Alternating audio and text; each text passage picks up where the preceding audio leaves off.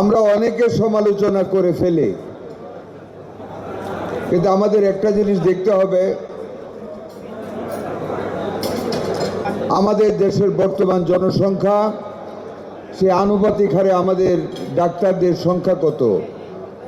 আজকে আমি Dhaka medical college হসপিটালে তৎক্ষণাৎ ভিজিটে গিয়েছিলাম সকাল 9:30টায়। আমরা আসলে বাইরে থেকে যত খারাপ শুনি তত কিন্তু খারাপ না। আমি আজকে মাননীয় প্রধানমন্ত্রীকে ব্রিফ করেছি। 120 বছর আগে একটা করা হসপিটাল, আমি প্রায় 8টি ওটিতে ঢুকেছি। ওটিতে ঢুকে মনে হয় নাই যে এগুলি ওটি। হঠাৎ আমি জিজ্ঞাসা করেছি এটা কি রুম, বললো ওটি। দ্য রিজন ইজ দ্যাট এত আগে সেই তখনকার ধাঁচে যে ওটি করা ওই ওটি, but neat and clean.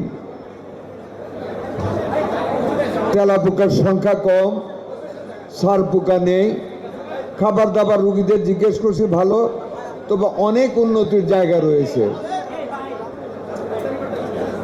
Garbage সমস্যা,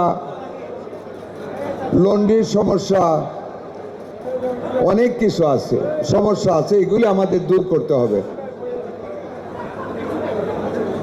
একটা ওটি দেখেছি সেখানে, নিশ্চয়ই জাহিদ ভাই জানেন, একটা বিশেষ বিজনেস গ্রুপ করে দিয়েছে 75 লাখ টাকা খরচ করে। সেই ওটিতে ঢুকে মনে হয় নাই যে এটা বাংলাদেশের কোনো ওটি। It can be compared with any ওটি অফ দ্য ওভারসিজ হসপিটাল। এত সুন্দর। আজকে মাননীয় প্রধানমন্ত্রীর সাথে আলাপ হয়েছে এবং কিছু বিজনেস মহলের সাথে আলাপ হয়েছে। আপনারা যারা সম্মানিত ডাক্তারগণ আছেন, আপনাদেরও অনেক কানেকশন আছে। যদি অন্তত যে ওটিগুলি আছে, বাংলাদেশে অনেক ব্যবসায়ীরা আছেন যাদেরকে বলে নিজের সৌজন্যে একটা এরকম ওটি আমাদের করে দিতে পারেন, রেনোভেট করে।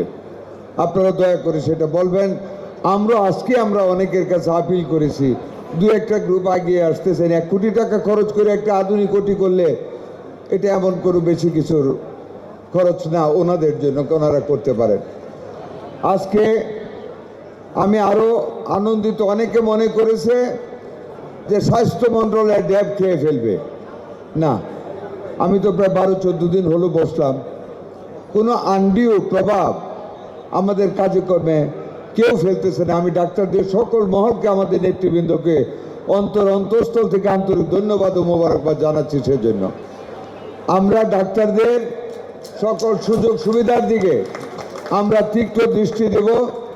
আজকে আমাদের মাননীয় প্রধানমন্ত্রী সবার আগে স্বাস্থ্য এবং বাংলাদেশের স্বাস্থ্য ব্যবস্থা নিয়ে আজকে একটা মিটিং হয়েছে, অত্যন্ত গুরুত্বপূর্ণ মিটিং। অনেকগুলি ব্যাপারে সিদ্ধান্ত নেওয়া হয়েছে। জনকল্যাণে পাবলিকের ডোর স্টেপে কীভাবে সেবা পৌঁছে দেওয়া যায়, কিভাবে আরও বেটার সার্ভিস দেওয়া যায়, আরও ডাক্তার নিয়োগ করা যায়, সামগ্রিক দিক থেকে অনেক চেষ্টা করা হচ্ছে। আমার মনে হয় ইফতার একেবারে আগত। জাহেদ ভাই বক্তব্য রাখবেন, আমি আমার বক্তব্য সংক্ষিপ্ত করতেছি। আমি স্বাস্থ্য মন্ত্রণালয়ের মন্ত্রী, আপনাদের যে কোনো সুযোগ সুবিধা আমাকে আপনারা বলবেন। বিধির ভিতরে যতক্ষণ সম্ভব ইনশাল্লাহ আপনাদের পাশে দাঁড়াবো, আপনাদের কল্যাণ দেখবো। আসসালামু আলাইকুম।